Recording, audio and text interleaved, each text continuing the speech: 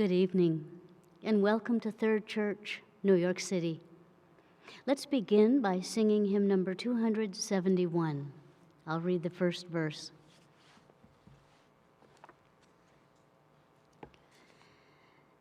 Our God shall reign where'er the sun does his successive journeys run.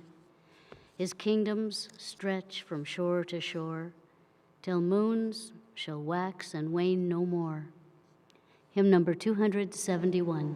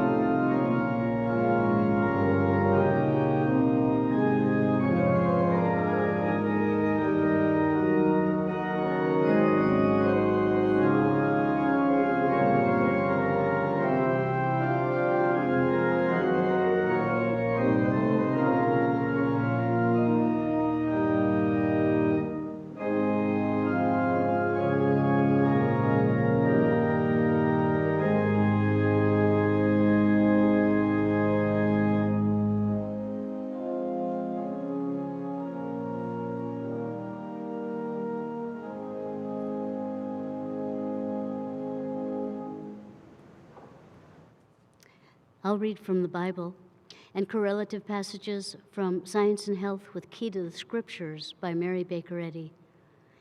This week's readings are centered around the world of spirit.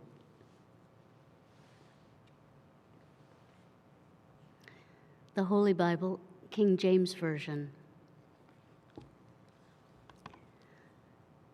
1 Corinthians.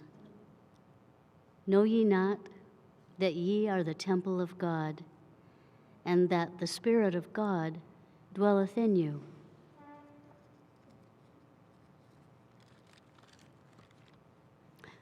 1 John. Beloved, believe not every spirit, but try the spirits, whether they are of God, because many false prophets are gone out into the world. Hereby know ye the Spirit of God. Every spirit that confesseth that Jesus Christ is come in the flesh is of God. And every spirit that confesseth not that Jesus Christ is come in the flesh is not of God. And this is the spirit of an Antichrist, whereof ye have heard that it should come, and even now already is it in the world. Ye are of God, little children, and have overcome them, because greater is he that is in you than he that is in the world. They are of the world, therefore they speak of the world, and the world heareth them. We are of God. He that knoweth God heareth us. He that is not of God heareth not us. Hereby know we the spirit of truth and the spirit of error. Beloved, let us love one another, for love is of God, and every one that loveth is born of God, and knoweth God. Herein is love, not that we loved God, but that he loved us, and sent his Son. Beloved, if God so loved us, we ought to love one another. Matthew. The same day went Jesus out of the house and sat by the seaside, and great multitudes were gathered together unto him, so that he went into a ship and sat, and the whole multitude stood on the shore. And he spake many things unto them in parables, saying, Behold, a sower went forth to sow. And when he sowed, some seeds fell by the wayside, and the fowls came and devoured them up. Some fell upon stony places where they had not much earth, and forthwith they sprung up, because they had no deepness of earth. And when the sun was up, they were scorched, and because they had no root, they withered away. And some fell among thorns, and the thorns sprung up and choked them. But other fell into good ground, and brought forth fruit, some 100-fold, some 60-fold, some 30-fold. Who hath ears to hear, let him hear. And the disciples came and said unto him, Why speakest thou unto them in parables? He answered and said unto them, Because it is given unto you to know the mysteries of the kingdom of heaven, but to them it is not given. For this people's heart is waxed gross, and their ears are dull of hearing, and their eyes they have closed, lest at any time they should see with their eyes, and hear with their ears, and should understand with their heart, and should be converted, and I should heal them. But blessed are your eyes, for they see, and your ears, for they hear. For verily I say unto you that many prophets and righteous men have desired to see those things which ye see, and have not seen them, and to hear those things which ye hear, and have not heard them. Hear ye therefore the parable of the sower. When anyone heareth the word of the kingdom, and understandeth it not, then cometh the wicked one, and catcheth away that which was sown in his heart. This is he which received seed by the wayside. But he that received the seed into stony places, the same is he that heareth the word, and anon with joy receiveth it. Yet he hath not root in himself, but endureth for a while. For when tribulation and persecution ariseth because of the word, by and by he is offended. He also that received seed among the thorns is he that heareth the word, and the care of this world and the deceitfulness of riches choke the word, and he becometh unfruitful. But he that receiveth seed into the good ground is he that heareth the word, and understandeth it, which also beareth fruit, and bringeth forth some 100-fold, some 60, some 30. Another parable spake he unto them. The kingdom of heaven is like unto leaven, which a woman took and hid in 3 measures of meal, till the whole was leavened.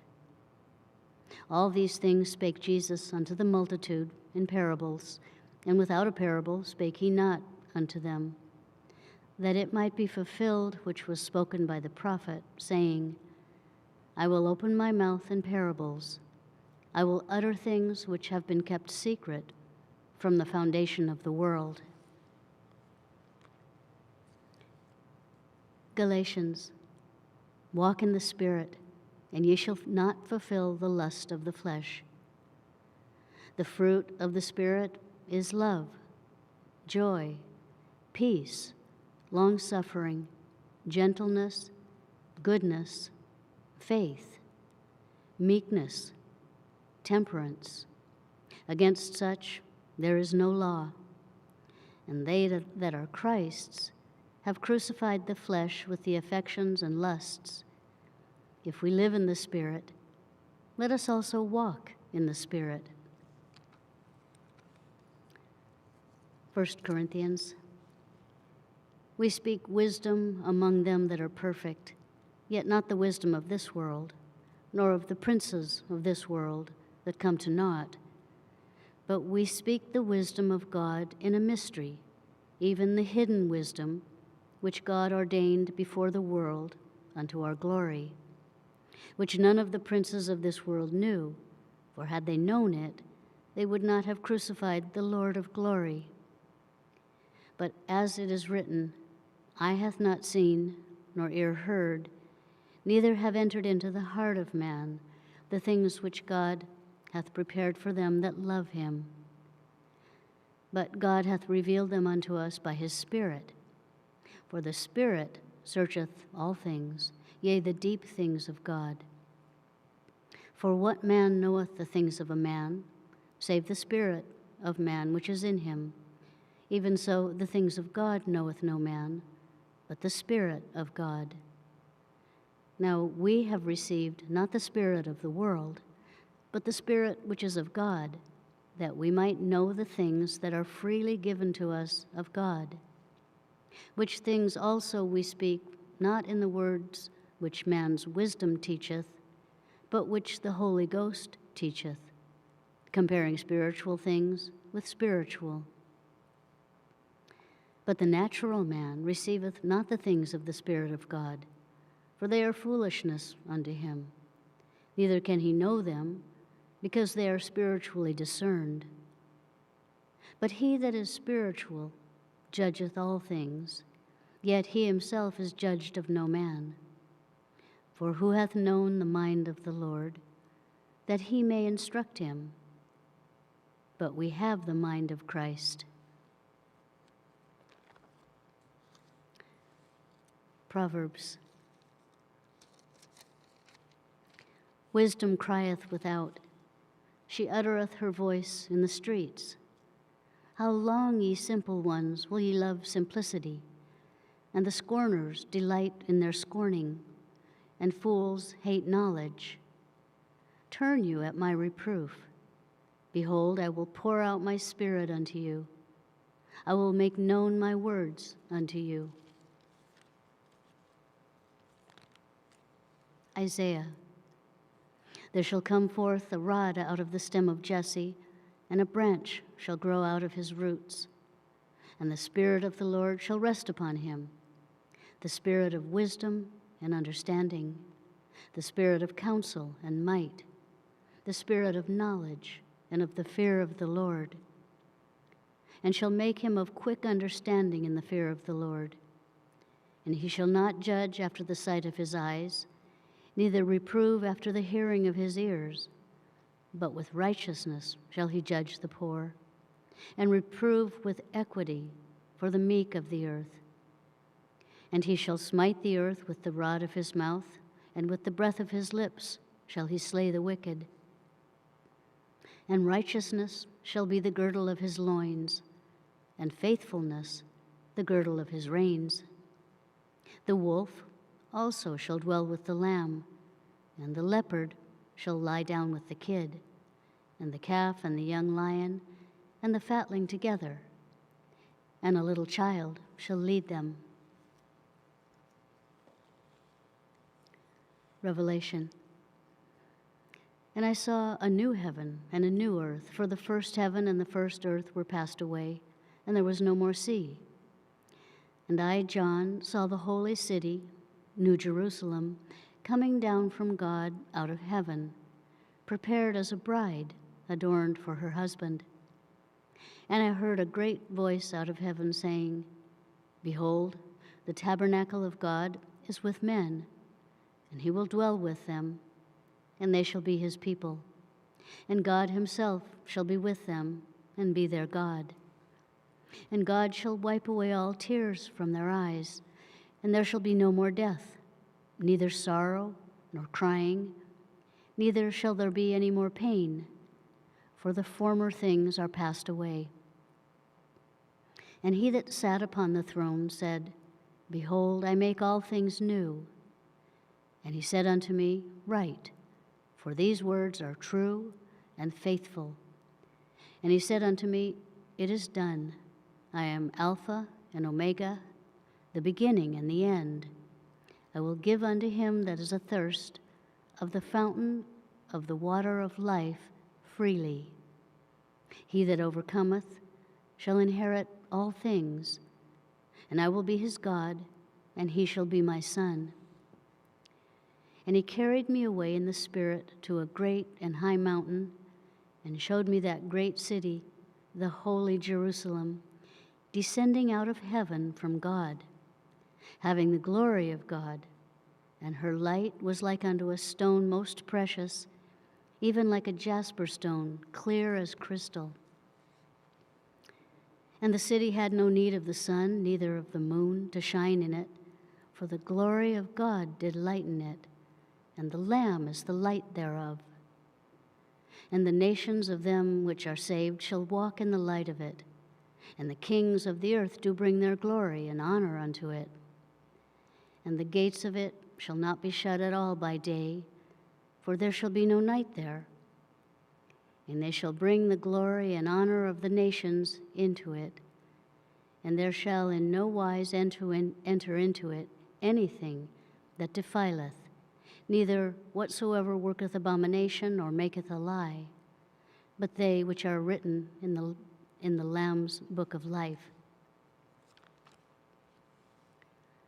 John, when the Comforter is come, whom I will send unto you from the Father, even the Spirit of truth, which proceedeth from the Father, he shall testify of me.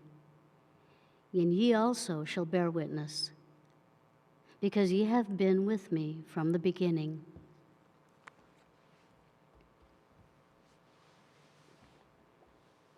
And from Science and Health with Key to the Scriptures by Mary Baker Eddy.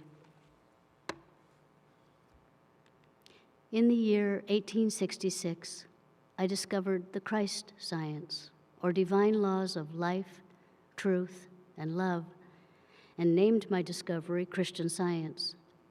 God had been graciously preparing me during many years for the reception of this final revelation of the absolute divine principle of scientific mental healing. In the author's work, Retrospection and Introspection, may be found a biographical sketch narrating experiences which led her, in the year 1866, to the discovery of the system that she denominated Christian Science. As early as 1862, she began to write down and give to friends the results of her scriptural study, for the Bible was her sole teacher. But these compositions were crude, the first steps of a child in the newly discovered world of spirit. The nature of Christianity is peaceful and blessed, but in order to enter into the kingdom, the anchor of hope must be cast beyond the veil of matter into the Shekinah into which Jesus has passed before us. And this advance beyond matter must come through the joys and triumphs of the righteous, as well as through their sorrows and afflictions. Like our Master, we must depart from material sense into the spiritual sense of being. The spiritual sense of truth must be gained before truth can be understood. This sense is assimilated only as we are honest, unselfish, loving, and meek. In the soil of an honest and good heart, the seed must be sown, else it beareth not much fruit, for the swinish element in human nature uproots it. Jesus said, Ye do err, not knowing the Scriptures. The spiritual sense of the Scriptures brings out the scientific sense, and is the new tongue referred to in the last chapter of Mark's Gospel. Jesus' parable of the sower shows the care our Master took not to impart to dull ears and gross hearts the spiritual teachings which dullness and grossness could not accept. Reading the thoughts of the people, he said, "Give not that which is holy unto the dogs, neither cast ye your pearls before swine." It is the spiritualization of thought and Christianization of daily life, in contrast with the results of the ghastly farce of material existence. It is chastity and purity, in contrast with the downward tendencies and earthward gravitation of sensualism and impurity, which really attest the divine origin and operation of Christian Science.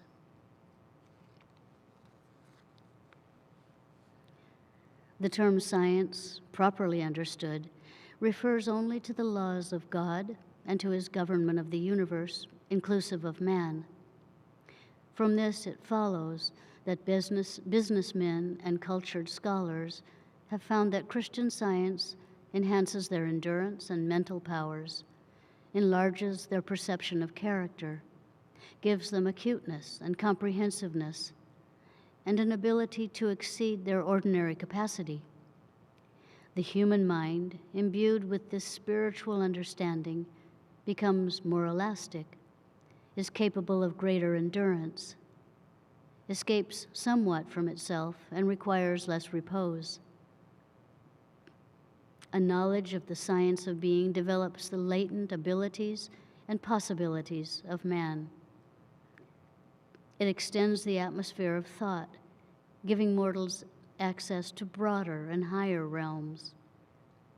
It raises the thinker into his native air of insight and perspicacity.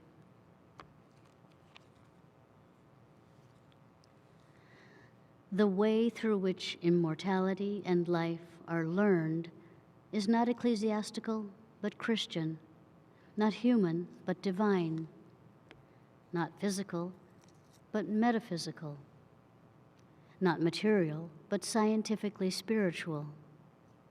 Human philosophy, ethics, and superstition afford no demonstrable divine principle by which mortals can escape from sin. Yet, to escape from sin is what the Bible demands. Work out your own salvation with fear and trembling, says the apostle, and he straightway adds, "For it is God which worketh in you both to will and to do of his good pleasure." Philippians 2:12-13. Truth has furnished the key to the kingdom, and with this key, Christian Science has opened the door of the human understanding. None may pick the lock or enter by some other door. The ordinary teachings are material and not spiritual. Christian Science teaches only that which is spiritual and divine and not human. Christian Science is unerring and divine. The human sense of things errs because it is human. The calm, strong currents of true spirituality, the manifestations of which are health, purity, and self-immolation, must deepen human experience until the beliefs of material existence are seen to be a bald imposition, and sin, disease, and death give everlasting place to the scientific demonstration of divine spirit and to God's spiritual, perfect man. Like the archpriests of yore, man is free to enter into the holiest, the realm of God. The realm of the real is spirit. Heaven, harmony, the reign of spirit, government by divine principle, spirituality.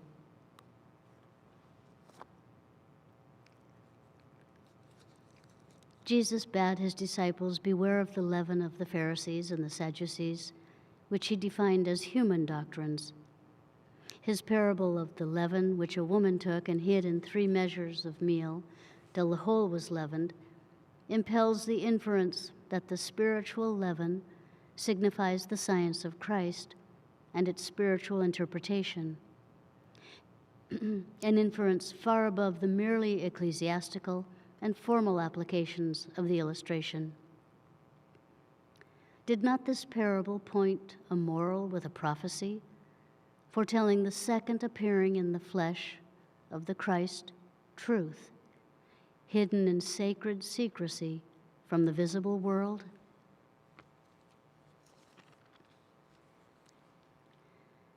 The evidence of the physical senses often reverses the real science of being, and so creates a reign of discord, assigning seeming power to sin, sickness, and death. But the great facts of life, rightly understood, defeat this triad of errors, contradict their false witnesses, and reveal the kingdom of heaven, the actual reign of harmony on earth.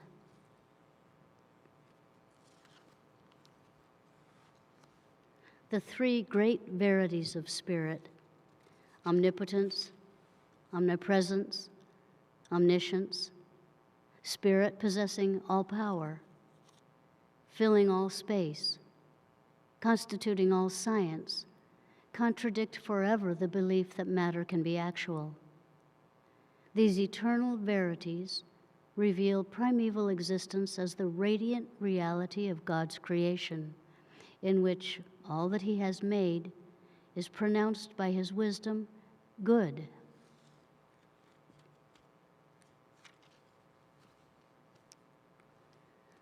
Mankind must learn that evil is not power. Its so-called despotism is but a phase of nothingness. Christian Science despoils the kingdom of evil and preeminently promotes affection and virtue in families and therefore in the community. In science, man is the offspring of spirit. The beautiful, good, and pure constitute his ancestry. His origin is not like that of mortals in brute instinct, nor does he pass through material conditions prior to reaching intelligence.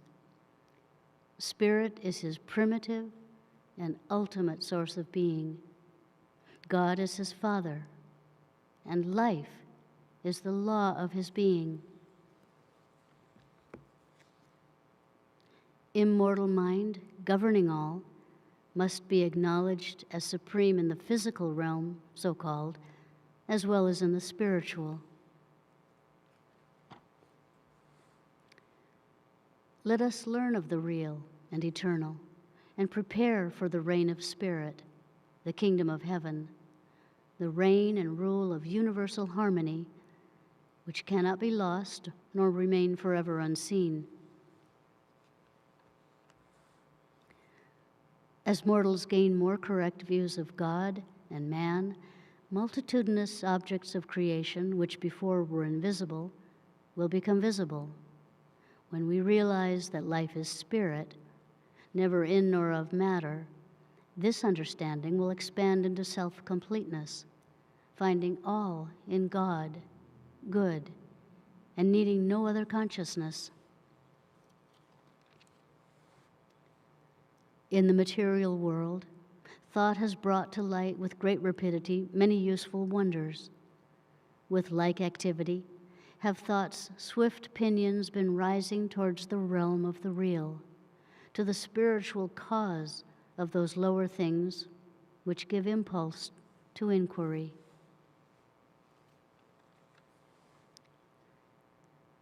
When the final physical and moral effects of Christian Science are fully apprehended, the conflict between truth and error, understanding and belief, science and material sense, foreshadowed by the prophets and inaugurated by Jesus, will cease, and spiritual harmony reign.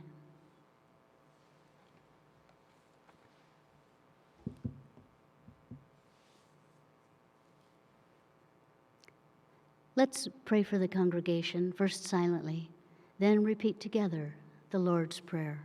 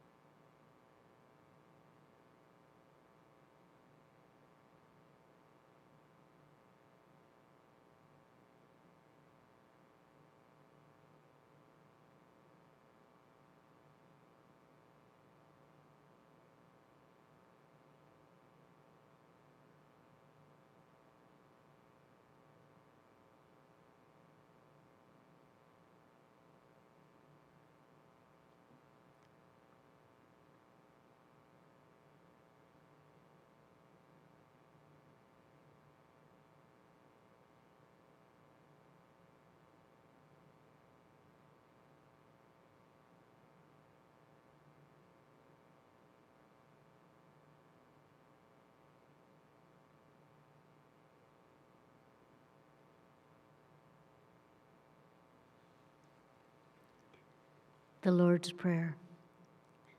Our Father, which art in heaven, hallowed be thy name. Thy kingdom come.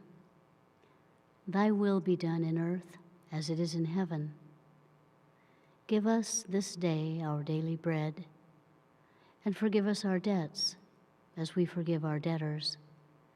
And lead us not into temptation, but deliver us from evil. For thine is the kingdom, and the power, and the glory, forever.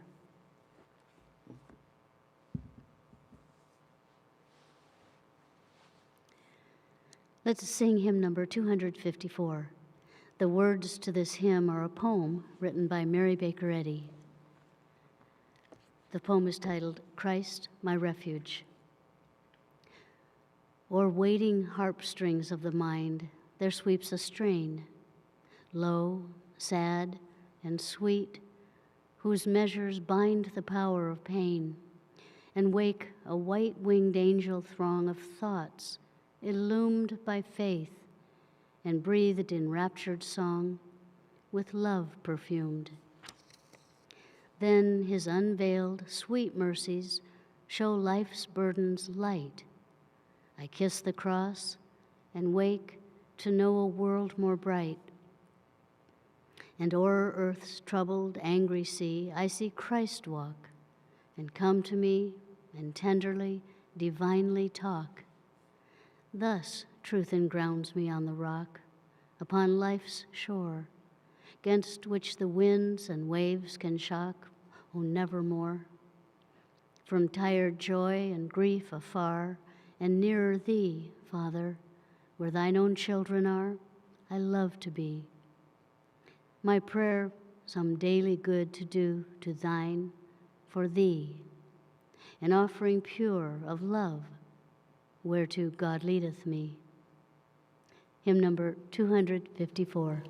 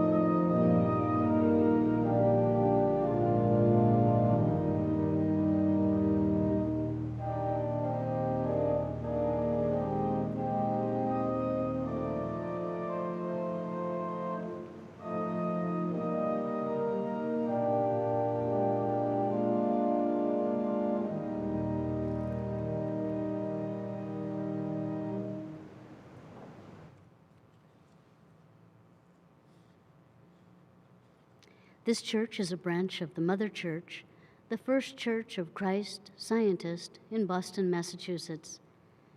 We hold Sunday services at 11 a.m. and Wednesday testimony meetings at 7:30 p.m. We also have services in Spanish, Sundays at 1 p.m. and Wednesdays at 5:30 p.m. Our services are now held online and in person, and all are welcome. Third Church offers Sunday school classes online and in person for children and teens. These free one-hour classes are held each Sunday. At Sunday school, students learn how much God loves them and cares for them. They also learn about the Bible characters and lessons and the healing power of truth. For more information on times and classes, please send us an email, thirdchurch@thirdchurchnyc.com. Third Church maintains a reading room on the first floor of this building. The reading room provides a quiet place for prayer and study, and all are welcome. Here you may purchase books and recordings on Christian Science. The reading room has the latest issues of the Christian Science Monitor, an award-winning international news weekly available to read or purchase. Reading room hours are Monday through Friday from 1 to 4 p.m. On Christmas Eve, the members of Third Church shared the lecture, The Science of Christmas, by Lawrence Doyle, astrophysicist. You can now listen to a replay of this talk on our website, thirdchurchnyc.com. Christian Science is practical and it heals. Our meeting is now open for all to share experiences of healing and spiritual insights that prove God's ever-presence and power in their lives. If you're listening by telephone and would like to share a testimony, press star, then 6, and our technician, Matthew, will be listening for you and will unmute your line. Also, please speak directly into the microphone of your phone. Don't use the speakerphone so we can hear you a little better. If you're watching by Zoom, feel free to unmute yourself and speak.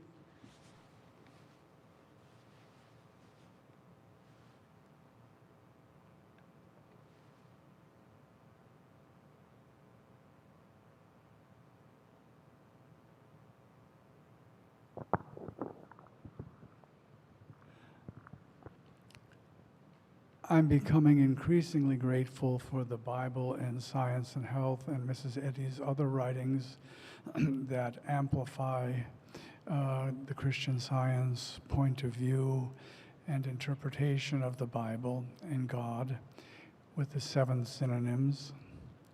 Years and years ago, life was a synonym I just never really went to in prayer or study. I'm finding this week's lesson both comforting, but also very challenging. And I periodically say that a lesson really draws a line in the sand. Well, to me, this lesson really draws a line in the sand. And we know from Sunday services and from our own work that there is no life, truth, intelligence, nor substance in matter. This week's lesson really brings that out in ways that are both provocative and helpful for healing. I've been looking at several of the Science and Health citations in their full context in the book itself. And that I have found to be very helpful. One of the continuations of the citation is never born, never dying. Man would ... never fall from his high, the understanding this man would never fall from his high estate. And that never born, never dying is an extremely challenging concept, which I get more or less on an intellectual level. It's been helpful to me to think of the never born part as, of course, we have birth certificates, We generally have family pictures of us growing up, from babies to toddlers to children to adolescents, etc. But the way I've been thinking about it this week is that just as when we meet a new friend or interview for a new job, we are presenting ourselves to those people for the first time. But we come already as who we are, with our own backgrounds and abilities and plans and agendas and desires. The person whom we're meeting, the prospective employer whom we're interviewing with, does not create us. We are being presented. And I thought, well, that helps me look at birth, the human birth, that the human birth doesn't actually create who we are, although the material senses, the mortal senses would say it is. But we are appearing the way Jesus appeared to Mary and Joseph, well, with one slight difference, of course. And I've been holding to that this week, that the human birth does not create or develop me. And I think you read from the Science and Health tonight, from I think page 66, that man does not pass through material conditions prior to reaching intelligence. There's a whole long paragraph that's often in lessons. But never born, meaning we were never created by matter, by mortal mind, by material development, etc. We have always been who we are in God, without beginning, because God has no beginning, and without ending, because God has no ending. So these concepts are quite challenging, but I think that divine love will always lead us to a way that each one of us can individually understand in his own way. Thank you for the readings.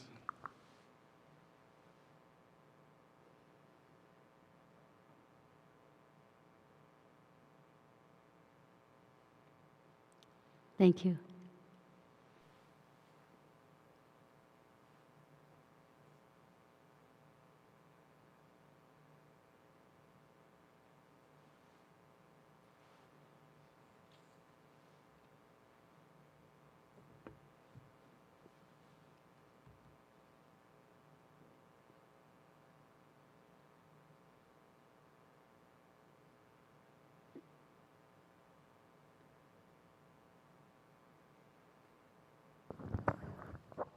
Thank you for your readings. I experienced this morning a sweet moment of prayer. I was thinking of my parents. Our teacher, my wife's teacher and my teacher, had a lecture, How to Love and Be Loved. And the essence of that was to see the perfect man. So in embracing thoughts of my parents, I was praying for them in a scientific way, that they were they were not material, limited by the body, that didn't go through, that death did not terminate their identity and their being in any way. And there's one of the ways we're taught in Sunday school to pray for someone or for ourselves is to go over the definition of man in the Science and Health, written by Mary Baker Eddy, and substitute the name of that for whom we are praying, where the word man appears, and to affirm that that person is not material, not made up of brain, blood, bones, and other material elements, but made in God's image and likeness, not a single quality underived from deity. And I was thinking of them, and plus with a scientific statement of being that there's no life, truth, or intelligence in matter, and affirming that with respect to my parents, and seeing their spiritual, eternal identity, and being very appreciative for all the sacrifices that they made for my sister and myself, and the examples of fatherly and motherly love that they expressed so well. And it was clear, you know, we want to be better at loving, and Christian Science really opens that door.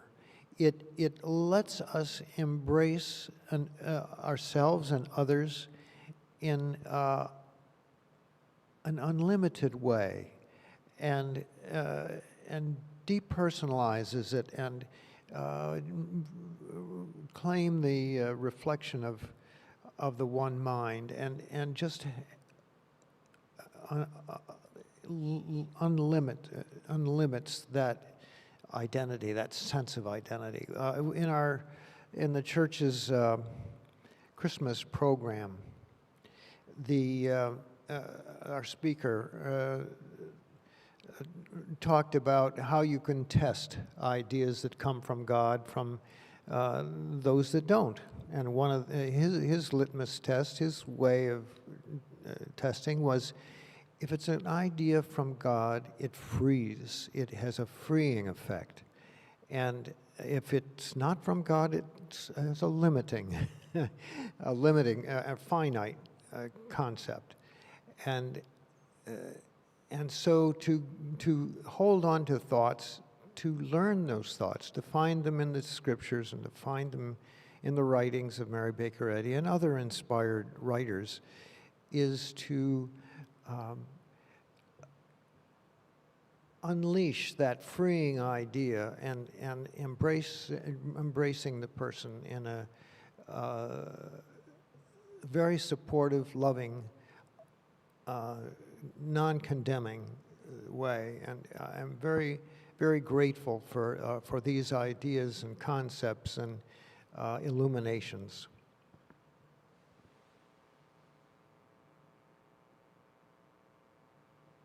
Thank you.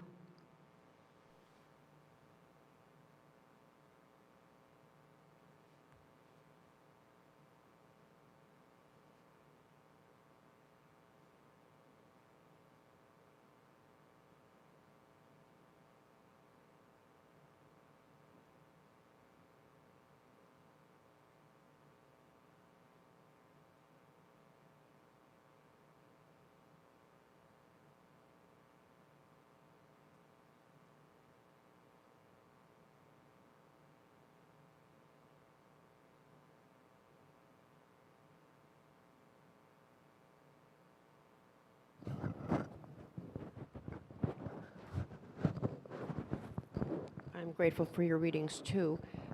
I was listening with my husband to the question and answer half hour or a little bit more that took place live via Zoom at the Christmas Eve event after Lawrence Doyle gave his talk.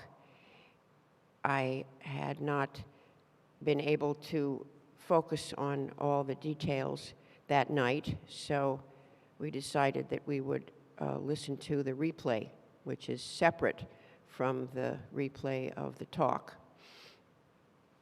In that replay, Lawrence Doyle talks about how he solved problems by opening up his thought to infinite supply of ideas from the divine mind.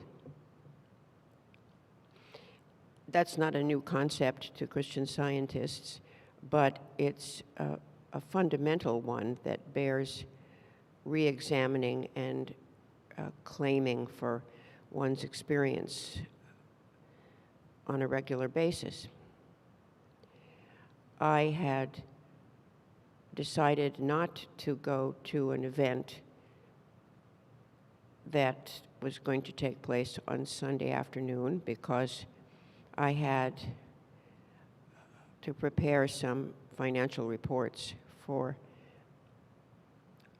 an organization. I had begun preparing the reports and had reached a stumbling block in the reconcilement of accounts.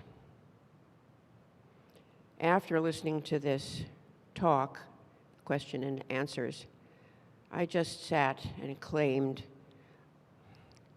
the oneness of divine mind and that the infinite ideas would come, whatever idea was needed would come, and within, I don't know, a minute, 2 minutes, I zeroed in on exactly the key to the problem and was able to reconcile and prepare the reports in an orderly fashion where I had expected to need to laboriously go through months of records and scour them to possibly find the solution.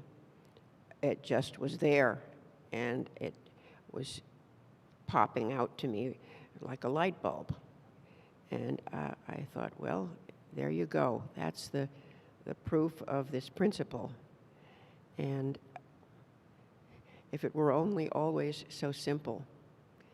And, well, it really is. I just had felt so imbued with the spirit of what he had explained that it was natural to put it into practice. So I recommend this half hour or so of questions and answers. If it helped me, it might help somebody else. And I'm very grateful for all the avenues and expressions of the teachings of Christian Science in a way that is amenable, acceptable, accessible to others who don't perhaps call themselves Christian Scientists. I had told some friends about the talk and given them the website address, and they enjoyed it very much after Christmas Eve and sent the link to others that they thought would also be receptive to these ideas. So these ideas are like the pebble in the stream that ever-widening circles are appearing, and we can be confident that the spiritual ideas expressed widen their circles and reach in areas both minute and vast and universal.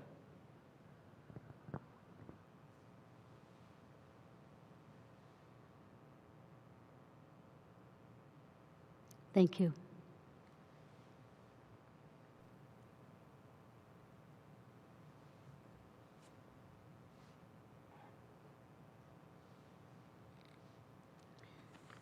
Thanks to everyone for their testimonies, their remarks, and their prayer during the service.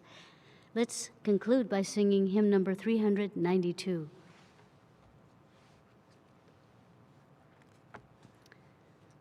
With love and peace and joy supreme, we hail the new appearing. From out the darkness and the dream, the haven of rest is nearing. Hymn number 392.